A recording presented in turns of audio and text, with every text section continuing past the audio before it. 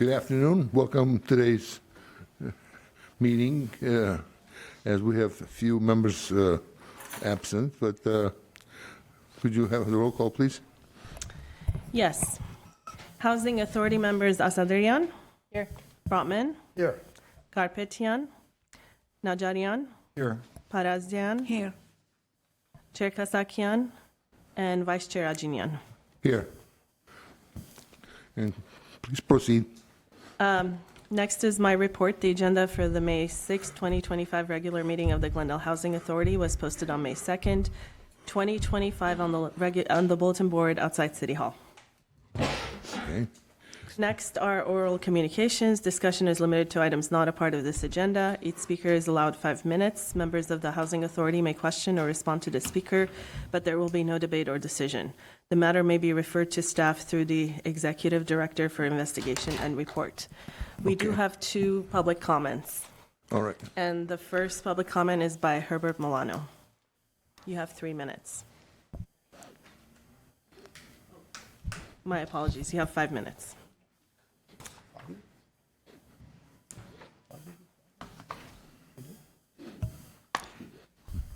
Good afternoon, members of the Housing Authority, Vice Chair. My name is Herbert Molano.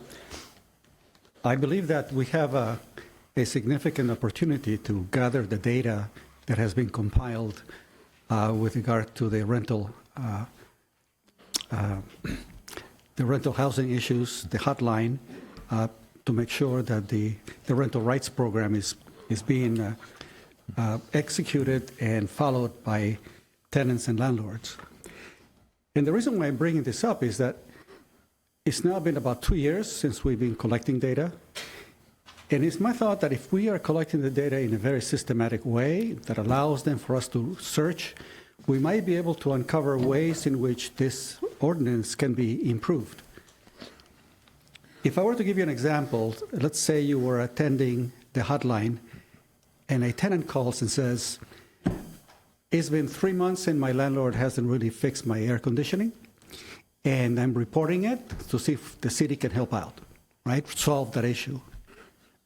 So what would be the follow-up question if you were manning the hotline to answer back to this particular tenant?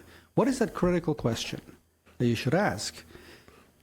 To my mind, that question should be, when did you report it to the landlord?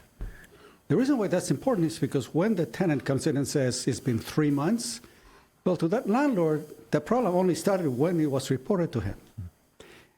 And I mention this because it's happened to me. It's the same exact situation. And then there are other follow-up situations. Did it happen did the tenant remember during the winter when there was no need for air conditioning? Did the tenant have problems with regard to allocating the time needed so she would be available at home when the landlord wants to come in? Was it very hot during that period of time when there were a lot of demands for air conditioning repairmen? There's a lot of issues that gives us nuance. And this is just one of the hundreds of issues that tenants and landlords may have during any particular time. It would be ideal if we were to have a software product, a software program where the tenant could record a request for service and the landlord gets a copy and it's managed by the city, and now we have a record when it was reported, what did the landlord do, what was the actual conclusion. And I think it will remove a significant number of the accusations and charges that are made. And it would allow us to then, at the end of a period, to say, wait a second, this is a problem that we find that is very frequent, or under these conditions we find this type of a situation. The age of the landlord could also be important. If a person is in his 80s and is getting very slow and inactive and inattentive, and he's still managing his own property, that also leads to response time and problems having to do with finding the right vendor, finding the right assistance, and so on. Properties also change hands. So in the process of transition, you may find that a tenant's request may fall through the cracks between ownership. And it is that type of information that allows us to basically come back and review the complaints that are being filed and how extensive are they and how significant are they. My suggestion is that we have an opportunity to record the data and collect it in such a way that it is effective. And I think that the staff in the housing department need training. I have seen the output, and I cannot take the data and figure out a way of organizing it in a way that would allow me to give a report or an analysis of it. So there are a couple of things that I'm suggesting for the city council or for the housing authority to do. Provide training to the people receiving those calls, improve the way the information is being recorded and maintained, do a proper analysis so that you can get an annual report of what the problems are, and then in a more extensive way, maybe the idea of collecting the data independently so that the tenant and the landlord can obtain this interface, and so that we actually have a real record as to when did the problem start, how was it reported, how did the landlord perform. And I think that many of the issues that appear to be citywide problems or extensive, they're really not. They're really few and far between, except that the squeaky wheel gets the grease and they can make themselves really loud and be known. So those are suggestions that I think of how we can improve at least this portion of the rental rights program. Thank you. Thank you. Our next public speaker is Beth Brooks. Yes. Before you take the next speaker, Mr. Galanian, does our innovation office work with housing on data collection, specifically for calls that we get into our housing department? Council members, excuse me. They haven't to this date, but that's something that we can task them to work with housing division folks. I think the housing staff have provided reports on data when they've last brought the rental rights program. I'm just interested to see how we're collecting the data and how we're utilizing that as we look to develop programs and assistance and address some of these concerns. But I think it's something worthwhile to look into. Ms. Okay. Brooks, sorry. Yeah, I know you can't respond to me, or you could. I'm just trying to understand the housing authority versus the housing division. I mean, because when you look at the website, which also says Paula Devine is actually on the dais here, on the website under housing authority, she's listed as a council member. How this. I've come here with requests about renters' rights and right to counsel, just as far as, having teeth in the housing division, so that when you have a problem with the landlord, that you are talking to somebody not who can represent you in court, but that what Mr. Milano was talking about, if there's a conflict between a landlord and a tenant, you can't just go to the guy at the desk and say, yeah, I have this conflict. What's he going to do? He calls up the landlord. He says the tenant is having a problem with you, but ultimately it has no teeth. The housing division, the renters' rights program has no teeth because you don't have enforcement like you do for code compliance regarding problems with a building. I can call up and there's somebody that they say you have to come and you have to do this. And if this doesn't happen, this happens. There's nothing that happens. I've been going to the renters' rights program for months, as you know, and dealing with my landlord for months who owes me money, and we're going back and forth, back and forth, back and forth, still going on, because I can't say to him, if you don't do this, this happens. I've talked to a lawyer. We're deciding on an agreement. He wants me to never talk about anything unless I send somebody to the renters' rights program. I'm like, I'm sorry, I can't do that. You know me. I mean, this is my, reason for being, basically. So I'm just trying to figure out, when you come here, are we coming to talk about also the problem with the renters' rights program? Because that's what Mr. Milano was talking about. Because I can't quite tell, also related to the website, what you deal with. There is no renters commission. Apparently on this body there are two tenants. Right? There are two tenants? Okay. So if there are two tenants, I'm guessing I could come to you as a tenant and say there is this issue, because I don't see a representation for tenants. I know you talk about affordable housing and affordable housing production. That's also what it says under the housing authority. It doesn't mention anything about renters. If you go directly to housing authority, there's nothing. I guess it goes under community development, which also in the website, I don't think anybody could define what community development is. They wouldn't even know to click on that to look for housing. I mean, as far as the website is concerned, it should be created in such a way that people can find something based upon their idea. I'm looking for housing. Do I know to look at community development? No. I'm looking for renters' rights. I don't even know how to navigate this because the information is is not user friendly at all. But the concern for me as a renter is there are so many issues. My landlord has not talked to the people in the building that they are likely owed money and a rent rollback based upon violations of the ordinances. And I'm going to them and saying, you have to contact Andre at Renters' Rights. These are scared people. There's an old lady who I told you sleeps on the couch. She has cockroaches. They're not cleaning the cockroaches. And it goes back and forth between the other person who has mold and has the air conditioner and the stove haven't been fixed in months. And then there's only just Andre, who I really wish I could adopt because he's an incredible guy. But still, there's no teeth. There's no way to say the landlord is not. And I'm basically telling the landlord, I'm not signing anything that I'm going to shut up. There's no way. If you want to take me to court, go, because you violated the ordinance. I didn't do anything wrong. I'll win. So you want to play this game? I have no problem with that. It's going to be a pain. I'll win in small claims court, and then I have to get the rent rolled back. I understand that. But I need to know what this body does as far as I'm very confused.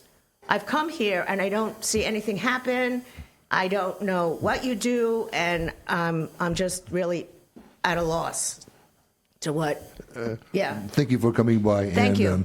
This is the city council body. Right. I'm a commissioner for a housing authority. Okay. I basically represent as strictly a charter member for the Okay. city council. Okay. The person that really would give you direct answers to would be the director of housing authority, which is Peter Zovak, or the assistant housing authority director.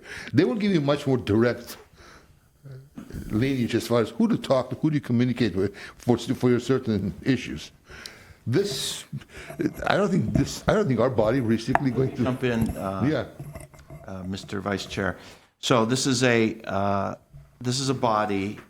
A decision-making body, though. I don't need- Created Yeah. in the charter. Right. And I'm going to then hand it to the city attorney for the specific roles and duties that this, aside from Section 8 oversight, Right. affordable housing creation, there's many Right. others that I'm going to. But you're the decision makers. I'm not to- looking for information. I'm really mostly looking for who's deciding the issues that tenants have.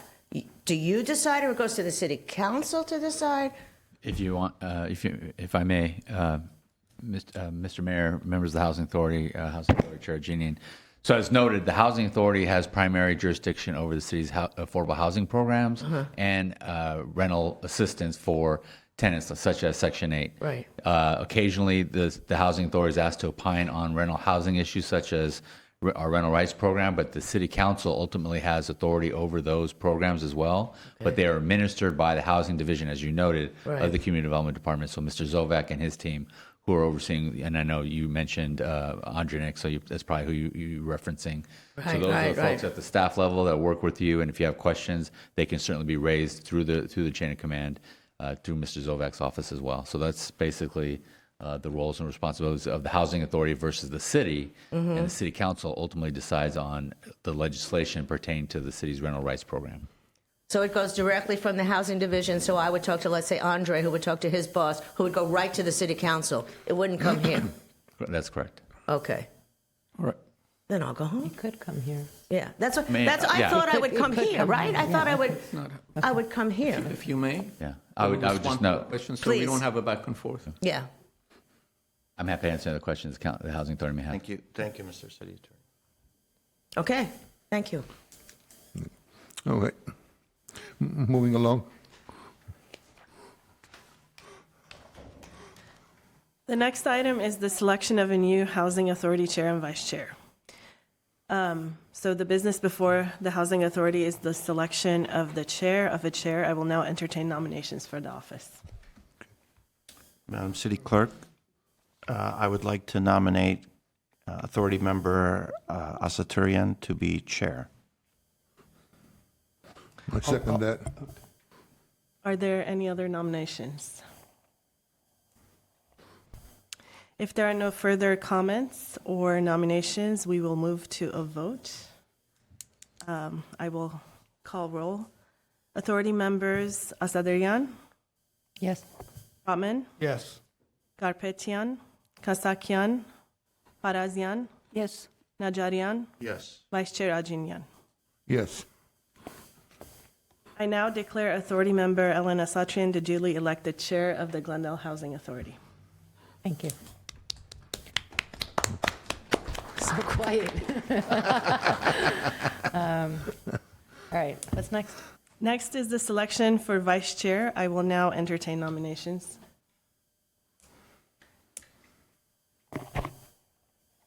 You want to be Anyone? vice chair? No, not this time. Not No. at this time. Anyone interested in being a vice chair? How about you? I'll be vice chair. Yeah. I'm going to make a nomination for Mr. Authority Member Brotman to serve as vice chair. I second that nomination. Excellent choice. If there are no further comments or nominations, we will move to a vote.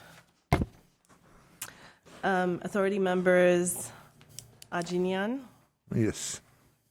Brotman, Yes. Garpetian, Kasakian, Parazian, Yes. Najarian, Yes. Chair Asadrian. Yes. Now declare Authority Member Dan Brotman for Vice Chair of the Glendale Housing Authority, Okay. as Vice Chair. Thank you. Next item? The- Next are Authority Member and staff comments. Do we have any I'm done. comments? No. Well, I'd like to thank Authority Member Ajinian for serving as the vice chair, and he was called into active service several times during the year. And I appreciate your diligence in conducting the meetings and leading this body. Just like being in the Army. And of course, thank you to Housing Authority Chair Kasakian, who is, I believe, business Open Water District in DC. Washington, D.C. So that's why he's not here today. I think he's lobbying for us and for the region. And so thank you for your service, sir. All right. Next item. is adjournment. Move to adjourn. Second. We are adjourned.